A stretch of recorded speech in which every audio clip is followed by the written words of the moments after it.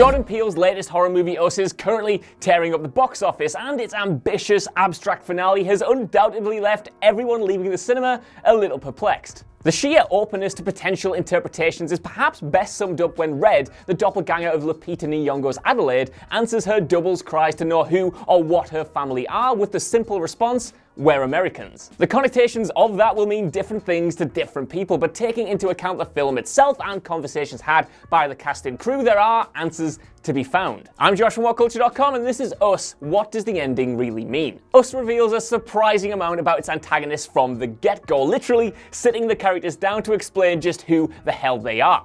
During that scene, it's revealed that they were birthed during some kind of experiment as a means to control the population through brainwashing. But while the scientists could copy the brain, they couldn't copy the soul, and thus the experiment was abandoned. The implication is everyone on the surface has a copy of themselves living underground in a life of squalor, forced to copy the actions of their doubles. Adelaide's doppelganger Red is different, however, because she's actually from the surface, as the ending reveals that Adelaide trapped her underground and then took her place. She's subsequently viewed by the others as some kind of messiah and leads them to execute the untethering, where they rise to the surface and kill their doubles and escape their conditions. Consequently, they're not monsters or entirely villains at all, simply Americans. Of course, that's the literal explanation, and it's their symbolic function in the narrative that's a bit trickier to make out after the climax. As mentioned in the introduction, so many people are going to interpret the movie in different ways, but one of the more salient explanations of what the tethered represent is that they're a flip side of the main character's privilege. Wilson Duke, who plays Gabe, shed some more light on what the movie's overall message actually is, telling The Hollywood Reporter that, quote, "I hope moviegoers really take an introspective eye at themselves and really ponder their role in cultures of power.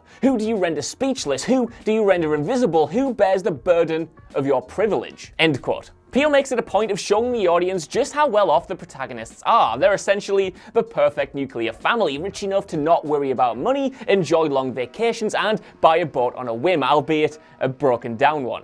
Their friends are even better off, distinctly upper class with a huge house and expensive comforts. The system works for them. There's the assumption throughout that they're never in any real danger, as both Gabe and neighbor Josh laugh off any worries that somebody might be out to get them. It's telling then that the only thing that terrifies them, particularly Adelaide, is coming face to face with the tethered, and the reality that there's millions of people oppressed underground, out of sight and out of mind, while they live in ignorant harmony. This family happily indulges in their privilege, and it's actually acknowledging the people not benefiting from the status quo that terrifies them. And what terrifies them even more than these people existing is the realization that they're the same as them. The similarities between the tethered and the regular humans is obviously apparent in their appearance, but they're still othered in their animalistic behavior, only capable of grunts and uniform in their costume. By the end, though, it's revealed that the tethered are just as human as those on the surface, and the only thing separating them is the context in which they were born. The twist points out that they're not inherently evil. Red wasn't born underground, but she was shaped by it after forcefully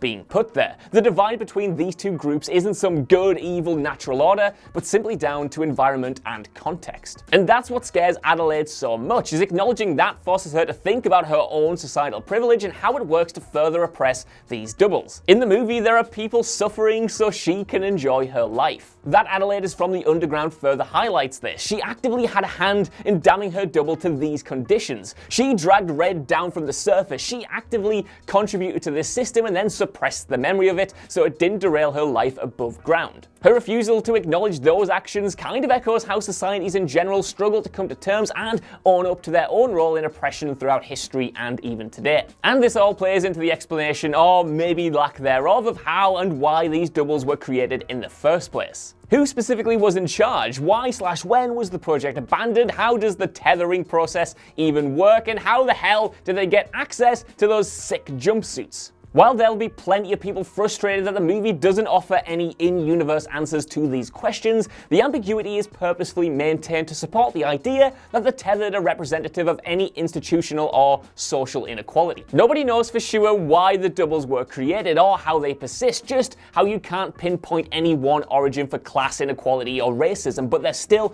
very real and can't be ignored.